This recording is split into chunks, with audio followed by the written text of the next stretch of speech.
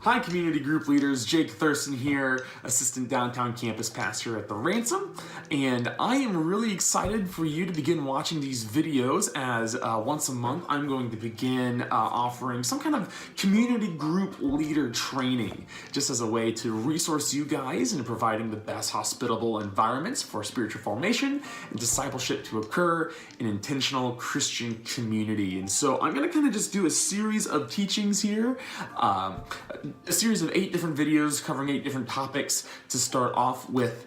And the first point that I want to start off, just to kind of give us an overview of these trainings, is that leading a healthy community group is just like gardening.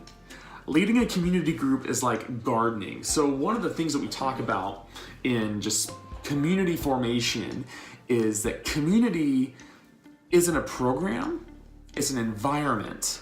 And just as we can't program community to happen, we also can't program environments to function. So rather than being a programmer to try to get all these details and everything put together for the perfect community to happen, we had to be environmentalists or gardeners, people who know how to work with the seasons and how the environments work and how to foster everything necessary for growth to happen.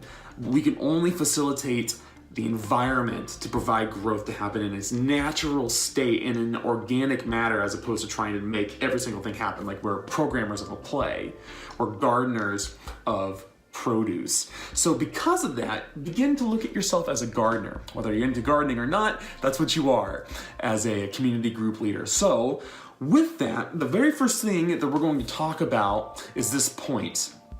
You can't control the weather. And the key word here is faithfulness. There's so much that we do as gardeners that's very, very important to making the best produce that we can. But if there's anything that we can't control, yet has the greatest impact on how our gardens function and flourish, it's the weather.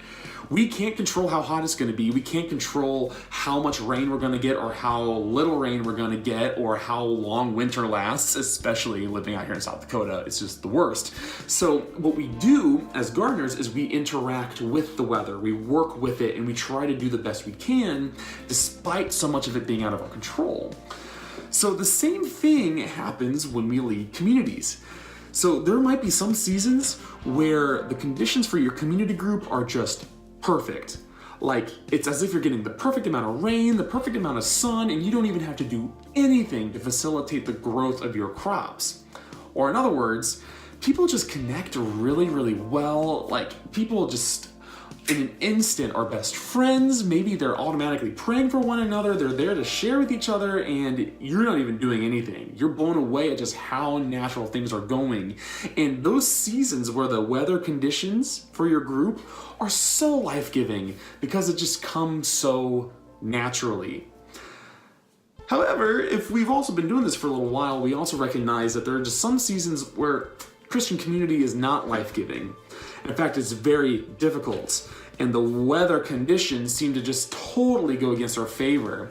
Maybe there's that one person that keeps getting in the way and ruining the conversation, or people just aren't connecting as well as you thought that they would. Maybe you came in with these really high expectations to start a group and just signups haven't been as consistent as you wished, and you were planning on having 10 people in your group, but you only ended up with 2 or 3. And only 2 of them are semi-consistent, you know? And a lot of those times we get very discouraged and we don't really know what to do, but so much of that isn't our fault. It's just that the weather conditions for this season of your community just weren't working in your favor.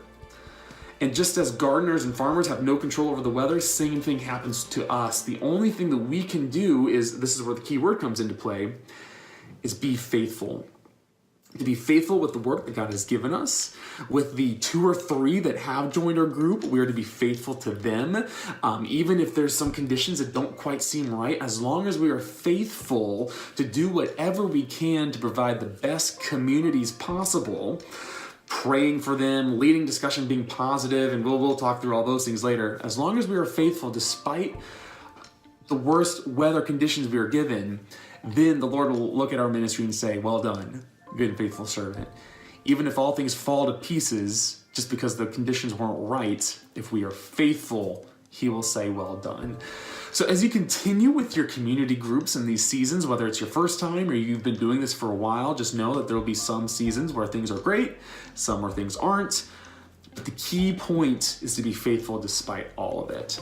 So as you continue to pursue that, and I'll be praying for you and your faithfulness in leading your teams and your communities. And I'm just so thrilled for what God has in store for all of you. God bless, and happy community group leading.